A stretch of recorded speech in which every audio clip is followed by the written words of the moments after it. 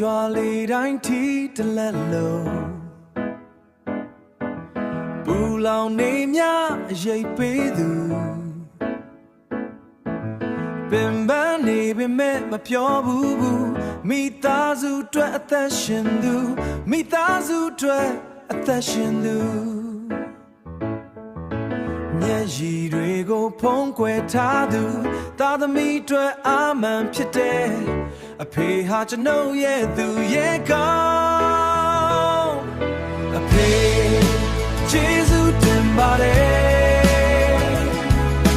လမ်းမပြောင်းအောင်လက်တွဲပေးခဲ့ဘဝခရီးမှာအာင်ဖြစ်တဲ့အဖေကိုဒီနေ့ကုန်ပြပါတယ်အဖေမြတ်တာကြီးမှာတောင်တန်းလိုပဲခိုင်မာနေစေ